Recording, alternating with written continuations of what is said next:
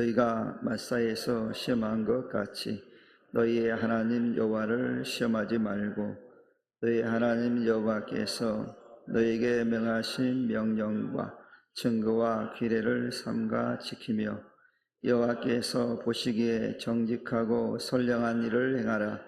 그리하면 내가 복을 받고 그 땅에 들어가서 여호와께서 모든 대적을 내 앞에서 쫓아내시겠다고 내 조상들에게 맹세하신 아름다운 땅을 차지하리니 여호와의 말씀과 같으니라. 아멘. 오늘 이 말씀을 가지고 절대적인 믿음이라고 하는 그 말씀의 제목으로 함께 은혜의 말씀을 나누려고 합니다. 우리가 어떤 회사나 단체에서 특별한 지위를 얻으면 여러 가지 혜택이 주어집니다. 반면에 또 그 혜택이 주어지고 나면 그 혜택이 주어진 만큼 책임도 더 많아지고 책임져야 될 일도 많아지는 것이 세상적인 그런 원리입니다. 그런데 이 원리는 꼭 세상적인 원리만 적용되는 것이 아니라 영적 삶에도 동일하게 적용이 됩니다. 우리 예수 믿는 사람들을 일컬어서 여러 가지 말로 표현합니다.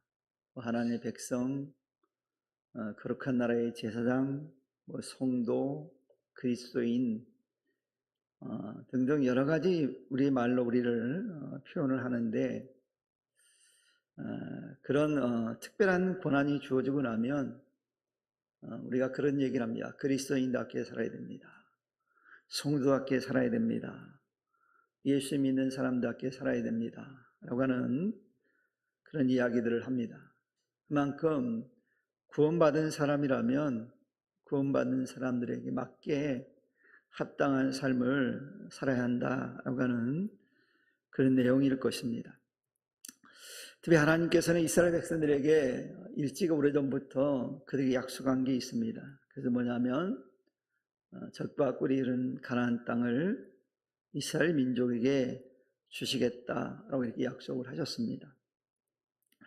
그 약속대로 하나님께서 이스라엘 백성들을 가나안 땅으로 인도하십니다.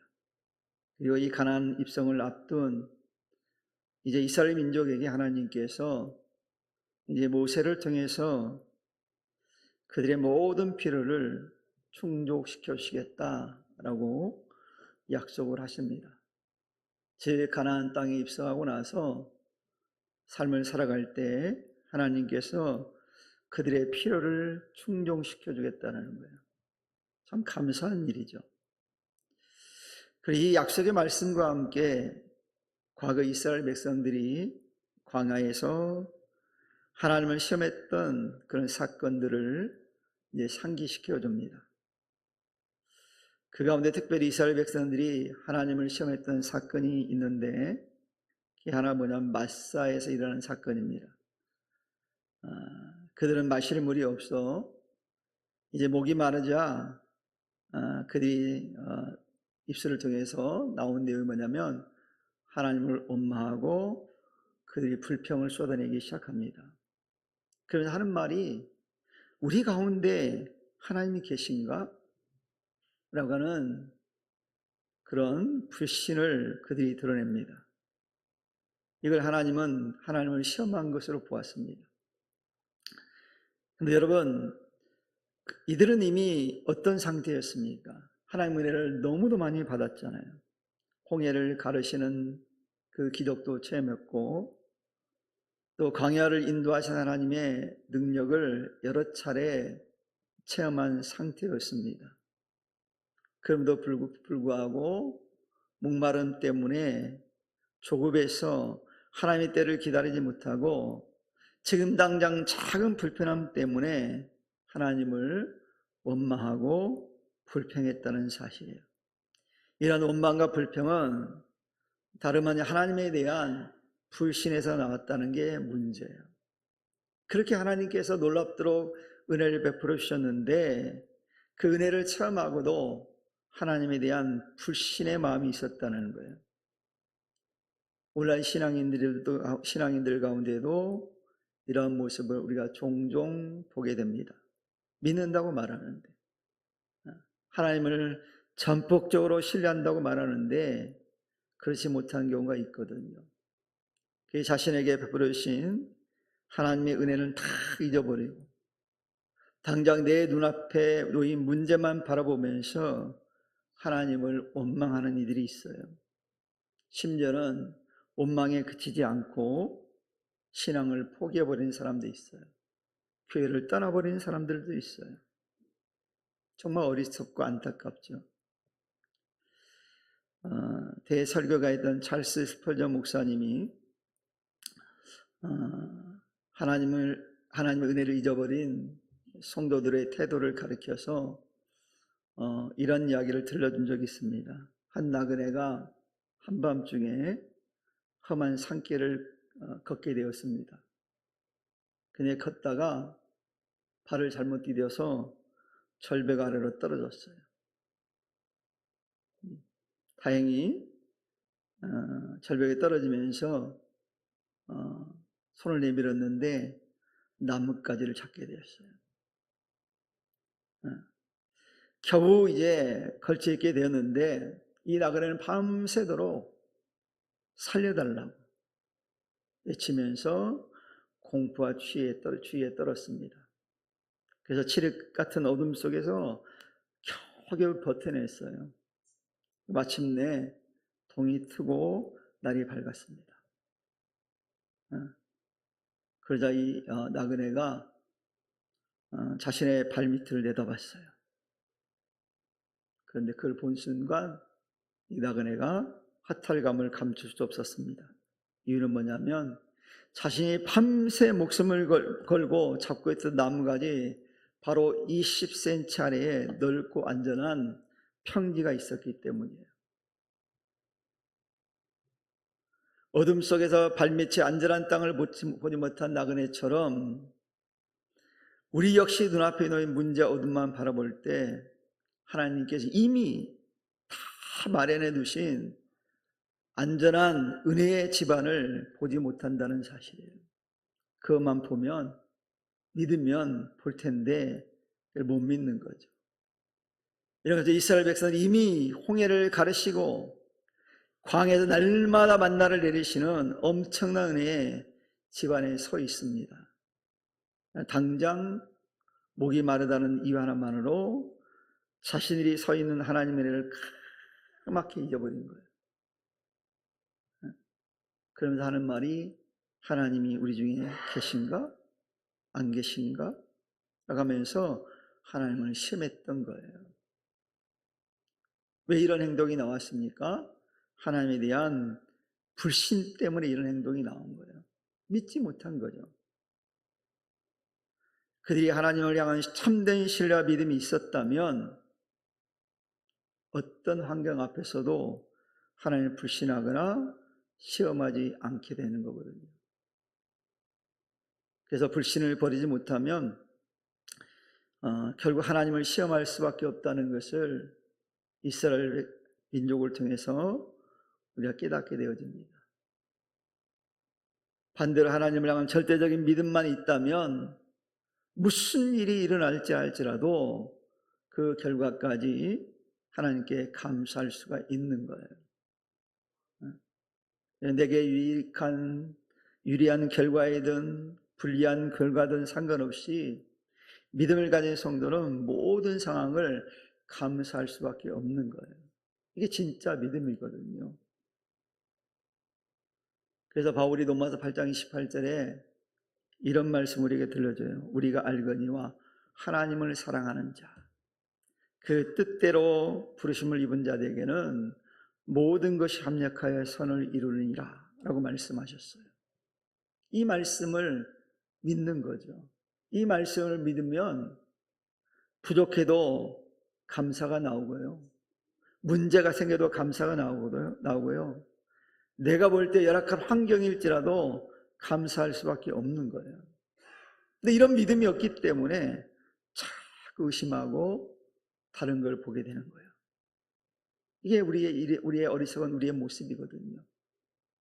이스라엘 민족이 바로 그런 상태였다는 거예요. 그래서 하나님께서 조치를 내리시는 거. 어떤 조치입니까? 이스라엘 백성들의 그 민족의 과거를 상기시켜 주시는 거예요. 그 이유가 그들의 과거 죄를 지적해서 그들을 수치스럽게 만들려는 의도에서 이렇게 하셨을까요? 그렇지 않아요.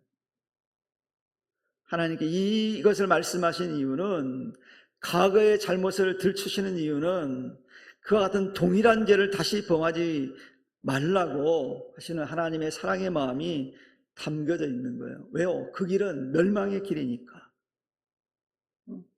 심판의 길인데 그 심판의 길을 걸어가는 걸 하나님 원하지 않으시거든요. 그래서 하나님께서 그걸 상기시켜 주시는 거예요. 그런 죄를 범하지 말아라. 가나안 땅에 가거든 그 불신의 죄를 버리라고 하나님 말씀하시는 거예요.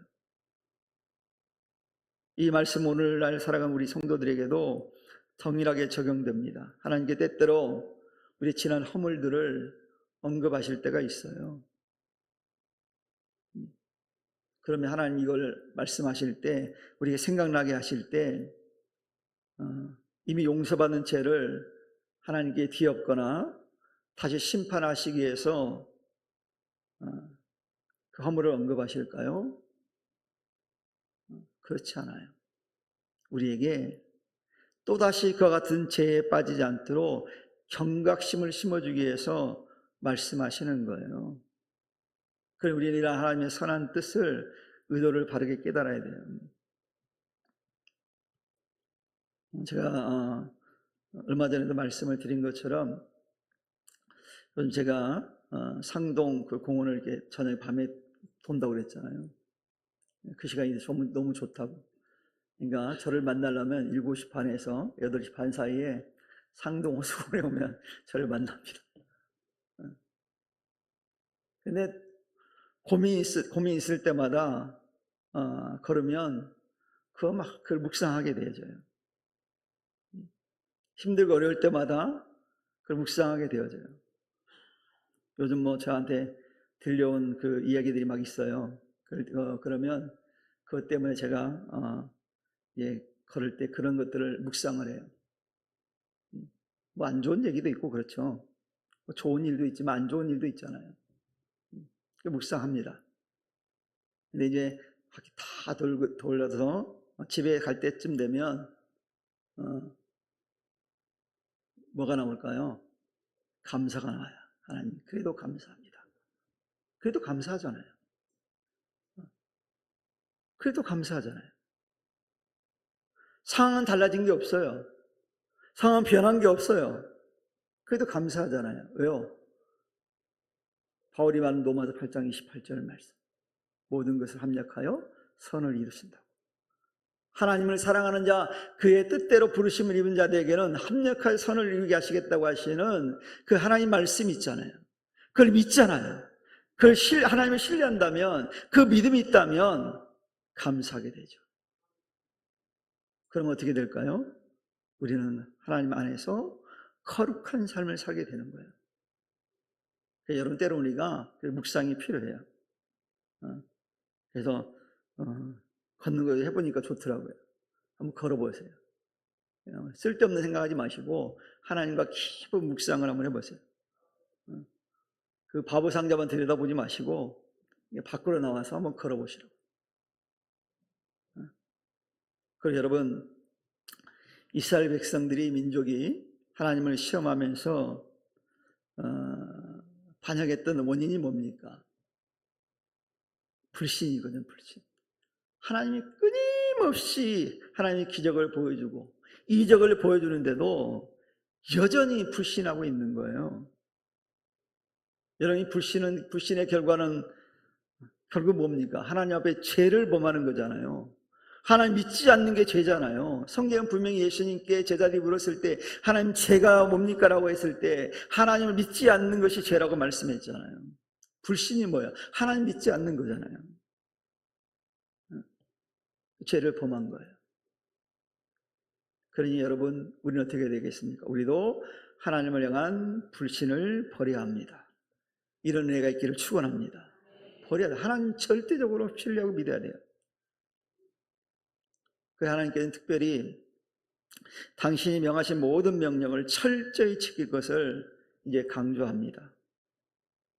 그리고 하나님께서 지키라고 말씀하시면서 그냥 그것만 하신 게 아니라 그 이어지는 말씀에 뭐라고 말하냐면 하나님 말씀대로 순종하고 실천한 자들에게는 모든 일에 형통함의 복을 주시겠다라고 약속하셨어요. 형통이 뭔지 아시죠? 형통은 아무런 일이 안 생긴다는 게 아니에요. 일이 생길지라도 극복할 힘, 극복할 환경, 극복할 수 있는 상황을 만들어 주시겠다는 거예요. 이거 얼마나 대단합니까? 문제가 그러니까 문제가 아닌가. 문제가 생겨도 그 극복할 힘을 하나님 주신다고 하니, 그 복을 주신다고 하니 얼마나 감사합니까? 이런 은혜가 여러분에게 있기를 축원합니다. 이게 이스라엘 민족에만 준 약속이에요. 오늘 우리에게 주신 약속의 말씀이기 때문에 그래요.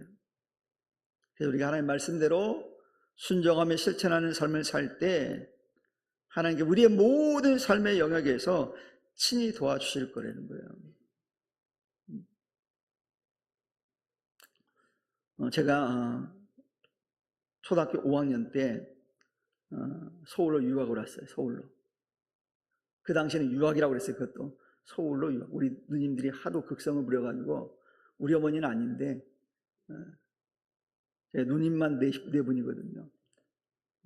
특히 우리 셋째 누님이 좀 극성을 부려서 우리 셋째 누님이 저를 서울로 유학을 시켰어요. 근데 제가 지금 생각해 보니 타락할 수 있는, 탈선할 수 있는 가능성이 많은 환경에서 제가 그렇잖아요. 부모님과 떨어져 사는데 어린 아이가 하나님이 주변에 좋은 친구를 만나게 하셨어요. 그 친구가 이미 세상을 떠난 친구도 있어요. 그 친구가 저를 주님께 인도한 친구인데 세상을 먼저 떠났어요. 48살 때.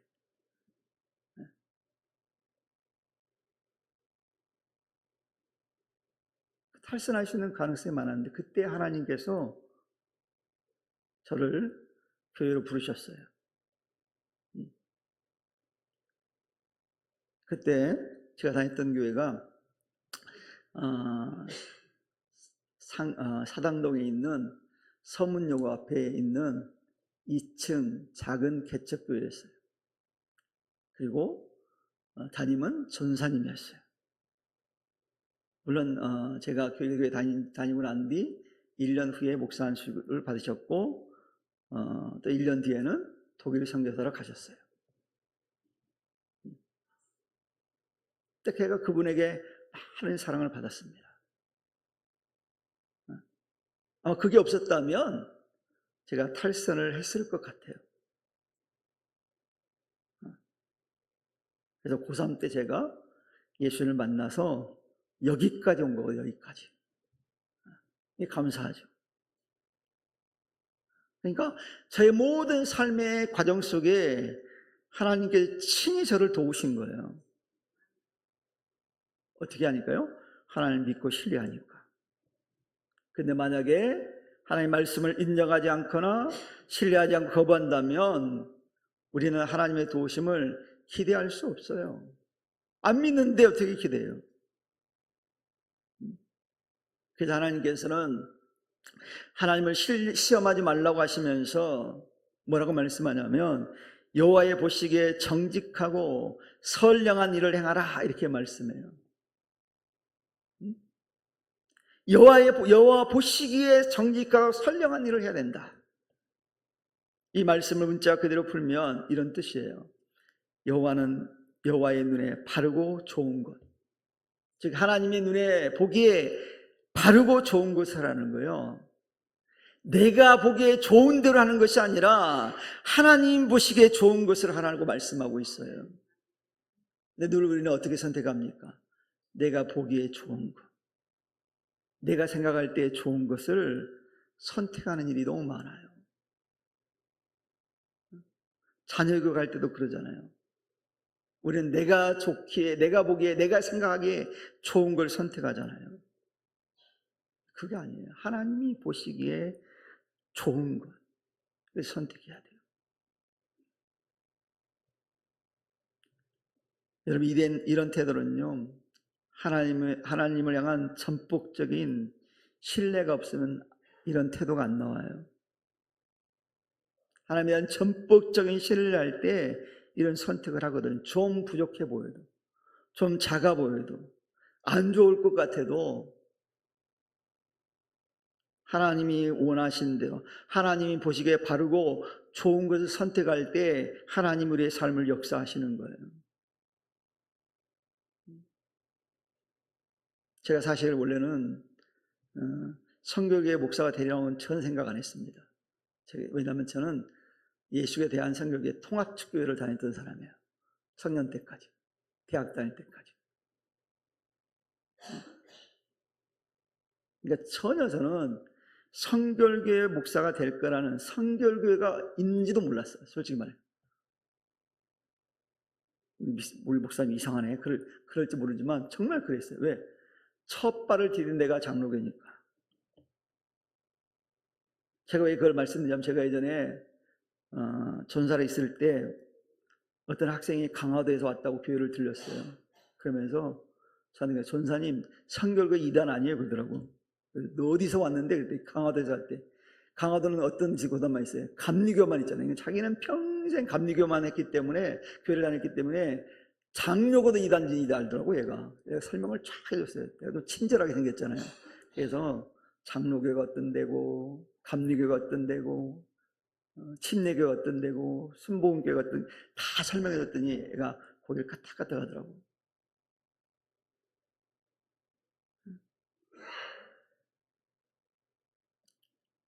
그래서 사실 어떻게 보면 잘 지도해 주는 게 필요해요.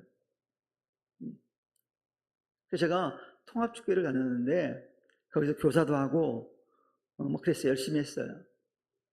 그런데 후배가 자기네 교회 개척교회라 일할 사람이 없다고 많이 도와달라는 거예요. 제가 좀 이렇게 남이 도와달라면 거절을 못할 병이 있거든요. 그래서 제가 그 교회 가서 도와주러 간 교회가 뭐요? 성결교회, 예수에 대한 성결교회였어요. 후배를 도와주러, 후배교회 도와주러. 거기서 만난 친구가 당진중앙성결교회 이태곤 목사예요. 지금까지도 만나고 있는 친구죠. 그래서 둘이서, 셋이죠, 후배랑. 셋이서 열심히 전도해서 성교학교를 끝냈어요. 그랬더니 이태곤 목사가 저한테 그러는 거예요. 그때는 이제 교육존자였어요. 저는 선생님이었고, 나보고 그러더라고요. 이 선생님, 얘들 뭐 하는 거 그냥 가면 어떻게 해요? 그러더라고요. 그래서 제가 다니던 교회에 양해를 구하고 그 교척교회로 옮겨서 봉사하게 된 계기가 성교육에 첫 발을 내디는 계기가 된 거예요. 그러면 제가 지금까지 온 거예요. 그래서 제가 기도했겠어요? 안 했겠어요? 그 문제 때문에. 네?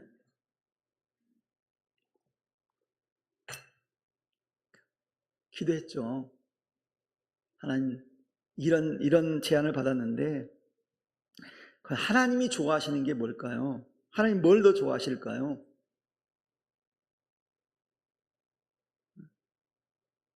기도하고 결정한 거예요. 기도하고 결정. 거기서 신윤철 목사도 만났어요. 나중에 시커먼 고등학교 졸업한 친구가 우리 교회 왔더라고. 열심히 내가 하고 있는데. 그때 제가 전사였는데 신학해가지고 왔더라고. 아무튼 우리가 뭔가를 할 때 하나님께 물어야 돼요. 정말 하나님 이게 좋아하는 일이십니까? 정말 바른 일입니까? 라고 우리 물어봐야 돼요. 근데 늘 우리는 어떻게 해요? 내 눈에 좋은 대로, 내가 생각한 대로 선택하는 경우가 많아요. 그리고 자기가 선택해놓고 마치 하나님이 길을 인도한 것처럼 말하는 경우도 있어요. 그리고 목사한테 와가지고 담임 목사 통보합니다. 목사님 통보해요. 그러기 전에 반드시 어떻게 하자고요? 물어야 돼요. 그래서 하나님이 보시기에 아름답고 호의적인 평가를 받을 수 있는 긍정적인 삶을 우리가 살아가야 되는 거예요. 이런 삶을 우리가 살게 되면 하나님 어떻게 하시겠다고요? 복을 주시고 약속의 땅을 기업으로 얻게 하실 거라고 말씀하잖아요. 하나님이 주신 게 중요하잖아요. 내가 아무리 많이 노력한데 하나님이 역사하지 않으면 아무런 소용이 없어요. 우리가 일반적인 은총, 특별 은총 이런 얘기를 합니다. 일반 은총은요, 안 믿는 사람에게도 다 그런 은총이 주어져요. 특별한 은총은 뭐예요? 믿는 자에게만 하나님이 특별하게 주시는 은총이 있어요. 달라요. 질이 달라. 이런 제품도요, 똑같이 않잖아요. 질이 다르잖아요. 이왕이면 여러분 하나님 믿으면서 질이 닿는 은혜를 체험할 수 있기를 축원합니다. 분명히 하나 성경은 말씀하잖아요. 말씀에 순종하는 자에게는 분명히 하나님 약속하신 것을 반드시 더해주시겠대요. 그러니 오늘날 믿음을 가진 성도들에게 가장 필요한 게 뭐예요? 절대적인 믿음이 하나님에 대한. 하나님에 대해서 절대적인 신뢰, 절대적인 믿음이 필요해요. 우리는 종종 분명한 하나님 말씀 앞에서도 선뜻 신뢰하지 못할 때가 많아요. 그 말씀을 듣고 난 다음에도 이렇게 얘기합니다. 하나님 말씀은 그렇지만 하나님 내 형편이 좀 어려워요 라며 자신을 합리화할 때가 많거든요. 근데 여러분 참된 믿음은 어때요? 자신의 환경, 사정 때문에 하나님 말씀에 대한 평가나 신뢰의 기준을 낮추지 않습니다. 그래서 내 생각과 다른 말씀이 들려진다 할지라도, 내 환경과 다른 말씀이 들려진다 할지라도 하나님께서 말씀하셨다면 그들은 믿고 따르는 태도가 우리에게 필요해요. 이런 믿음의 자세가 필요해요. 이것이 바로 바른 믿음이고 하나님에 대한 바른 신뢰하는 믿음이 바로 이런 믿음이에요. 이런 믿음을 소유할 수 있기를 축원합니다. 근데 우리가 문제만 바라보고 하나님을 원망하거나 불평하는 것은 뭐 때문일까요? 부족한 믿음 때문이에요. 하나님에 대한 부족한 믿음 때문에. 하나님을 신뢰하는데 환경이 뭐가 중요합니까? 하나님을 신뢰하는데, 하나님을 믿는데 세상에 보여지는 게 더 중요합니까? 그렇지 않아요. 그러니 오늘 우리는 하나님을 향한 온전한 믿음을 가져야 할 때예요. 이게 진짜 믿음으로 돌아가는 거거든요. 그래서 우리는 말씀을 의심함으로 하나님을 시험하지 않기를 바랍니다. 그래서 말씀을 온전히 신뢰해서 삶 속에 순종함을 통해서 말씀을 실천하는 성도가 될 수 있기를 바랍니다. 비록 그러면 하나님이 어떤 분이신지, 하나님이 살아계신지 안 계신지를 경험하게 될 거예요. 근데 말씀과 동떨어진 삶을 살면 하나님의 기적을 우리가 맛보지 못해요. 어쩌면 하나님 말씀에 순종하지 않으면서 기적을 바란다고 하는 것은 오히려 하나님을 시험하는 불신의 행위가 똑같아요. 그래서 하나님의 기적, 하나님의 역사를 체험하시기 원하거든 하나님에 대한 절대적인 믿음이 선행되함을 잊지 않기를 축원합니다. 영국의 앤드류 보나 목사님이라는 분이 있는데 그분의 일학 가운데 이런 이야기가 있습니다. 어느 날 한 성도가 찾아왔어요. 목사님은 그러는 거, 목사님 저는 평소에는 하나님을 잘 믿는 것 같아요. 그런데 내 삶에서 이해할 수 없는 시련이 찾아오면 자꾸만 하나님 나를 사랑하시는지 의심이 들고요, 믿음이 흔들려요. 어떻게 하면 흔들리지 않는, 환경에 흔들리지 않는 믿음을 가질 수 있겠습니까? 라고 물었어요. 그랬더니 보라 목사님이 갓난아기를 안고 있는 어머니를 가리키면서 이렇게 얘기해 줬어요. 성도님, 저 아기를 한번 보십시오. 밤중에 어두운 방에 아이가 깨울 때 아이는 방이 왜 어두운지, 왜 부모가 불을 바로 켜지 않는지 그 이유를 알지 못합니다. 그러나 아이는 어머니의 품에 안기는 순간 이내 안정을 찾고 울음을 그칩니다. 이유를 알아서가 아닙니다. 나를 안고 있는 어머니가 나를 사랑한다는 사실을 전적으로 신뢰하기 때문입니다. 참된 믿음은 내 눈앞의 상황이 다 이해되어야만 하나님을 믿는 것이 아닙니다. 내 형편과 사정이 이해되지 않고 깜깜할지라도 나를 품에 안으신 하나님의 선하심과 사랑을 온전히 신뢰하는 것, 이것이 바로 하나님께서 원하시는 절대적인 믿음입니다 라고 답하셨대요. 이게 진짜 믿음 아닐까요? 우리 성경에 이런 믿음을 마태복음 15장에 찾아볼 수 있어요. 예수님께서 두로와 시돈 지방에 들어가셨을 때 한 여인이 등장합니다. 많은 사람이 있었는데 왜 그 여인만 보였겠어요? 특별했으니까 보였겠죠. 가난한 여인이었는데 이 여인이 바로 보여준 믿음이 하나님 주님에 대한 절대적인 신뢰와 믿음을 보여줬거든요. 그 여인이 주님 앞에 가기까지 고난의 연속이었습니다. 예수님이 나는 이스라엘 잃어버린 영혼을 찾으러 왔지 너 이방인들 찾으러 안 관심 없다 라고까지 얘기했어요. 자녀들 개들에게 던져주는 일이 없다라고까지 주님이 그 여인을 아주 조롱하기까지 하셨어요. 근데 그 수치스러운 순간에도 그녀는 포기를 안 했습니다. 주님 맞습니다. 나는 개 같은 사람입니다. 그랬어요.